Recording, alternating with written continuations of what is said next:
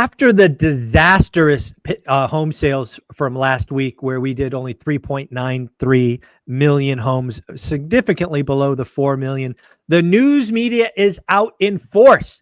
They are calling the housing market a nightmare. Folks, poppycock. That is complete garbage. If you are on this channel, if you are a real estate investor, all I can tell you is this is the best market in 10 years. If you are a buy and hold real estate investor, which that is what everyday wealth builders are, this is the best market in 10 years. Don't let the media and the doomers scare you with crash and nightmare and all of this nonsense. There are so much opportunity, and opportunity is growing daily. I am excited. I'm getting deal flow off this channel. I am finding deals on the MLS. I can't imagine what you would get if you did mailers and door knocking and texting and that. But let's talk with Casey from Brick by Brick. Casey, is today a nightmare or a gold mine, in your opinion? I mean, I guess it depends. If you're the seller, it might be a nightmare. Touche, touche.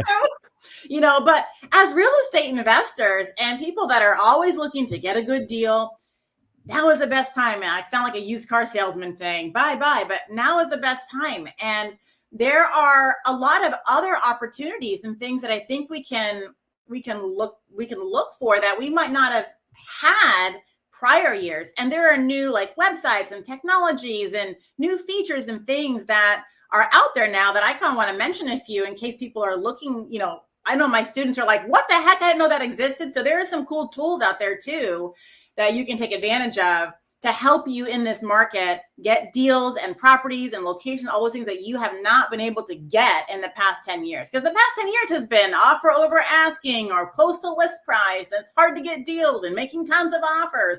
It's easier now in most markets than ever before. Yeah.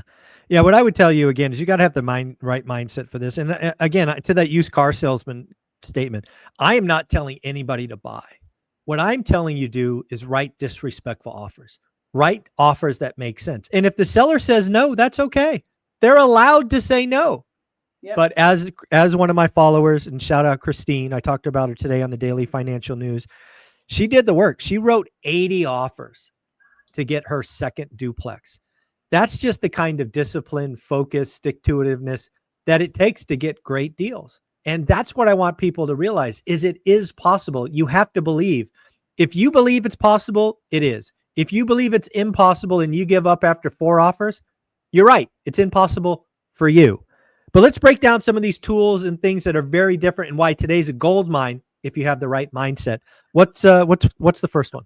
So I've got a fun one. And Blake, you know, my husband sent this website to me and I'm just so excited about it. So cool. And you know, right, what has the saying been?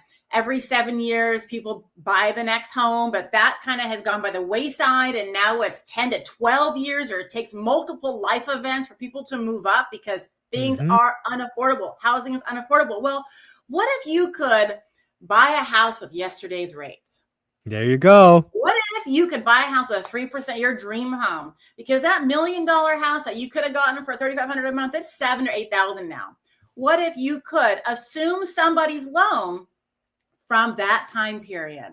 Yes. Well, Rome.com is a website dedicated just to that. And I'm not like selling it for them or anything, but I just found out about it and I'm like going. Not sponsored. Not sponsored.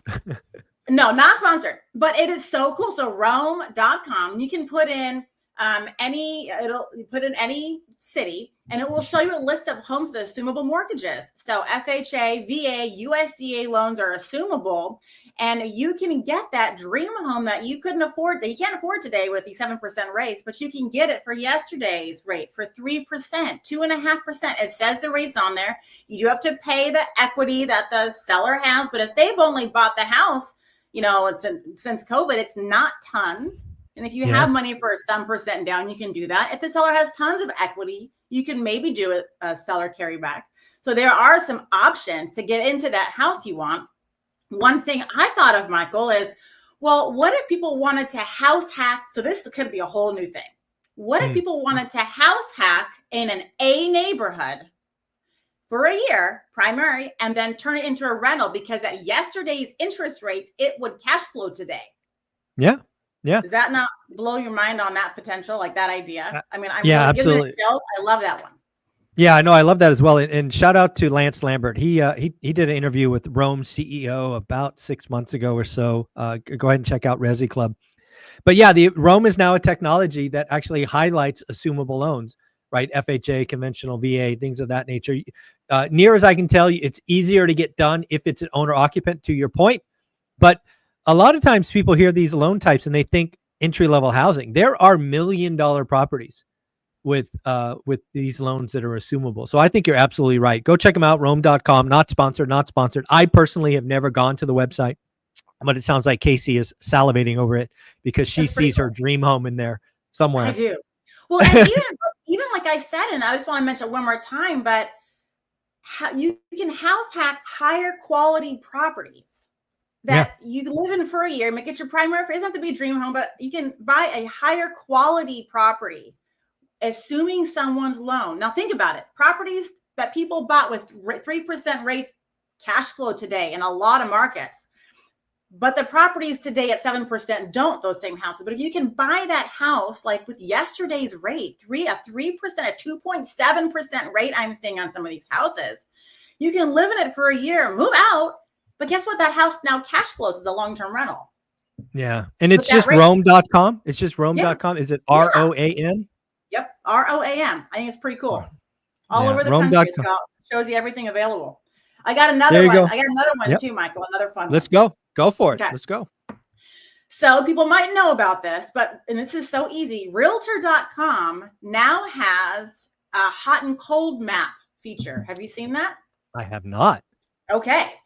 So Realtor.com, you go to whatever area, and it will tell you what areas are hot and cold as far as seller's market, buyer's market, which areas are selling, which areas are selling and not selling, which areas are not getting tons of offers. It's a freaking heat map.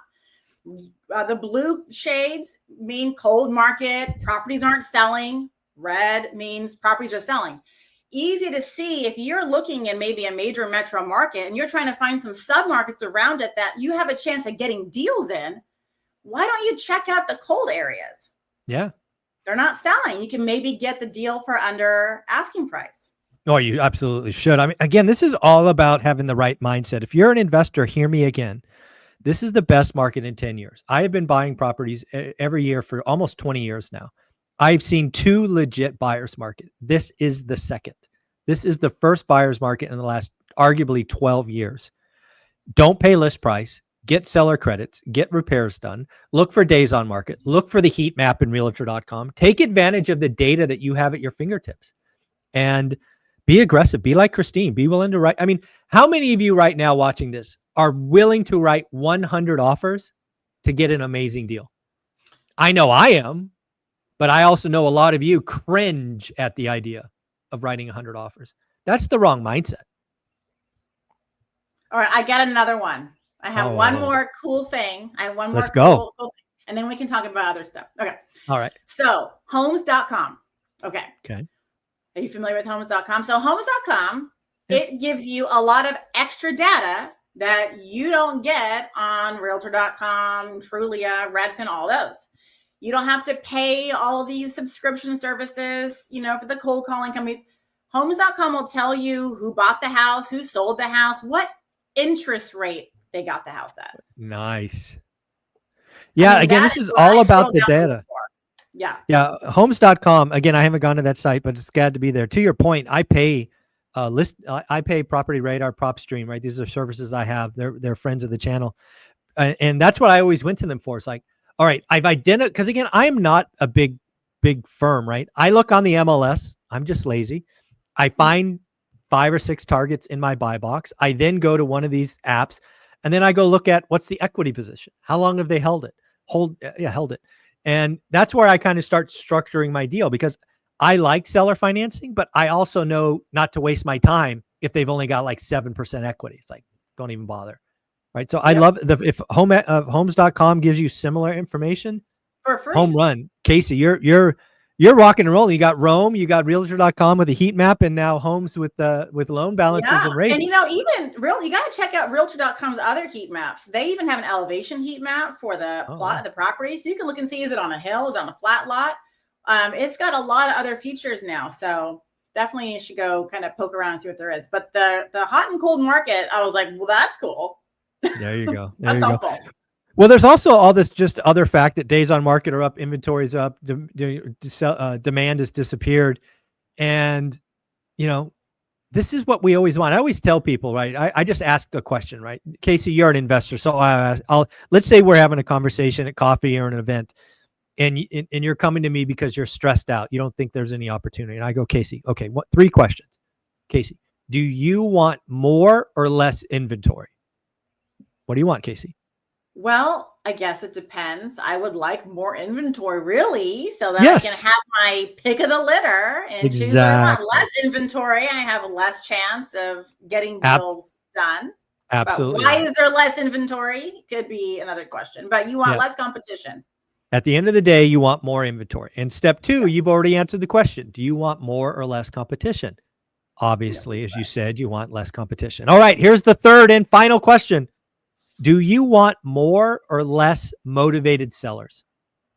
Oh, more motivated sellers. Exactly. Well, congratulations. In the market that we are in today, in most of the U.S., not everywhere, most of the U.S., you have more inventory. In Las Vegas, we can talk about Las Vegas next. Las Vegas has 77% more inventory than a year ago. Folks, that's more inventory. That's more options. That's more choice. Number 2, less competition. People are seeing headlines from CNBC and Bloomberg, housing market's a nightmare, blah, blah, blah. And they're sitting down. They don't bother to scratch the surface and realize that they're being tricked again. And then number 3, motivated sellers are increasing because some people have to sell. They don't want to sell. If you want to sell, you're just going to delist and wait till spring.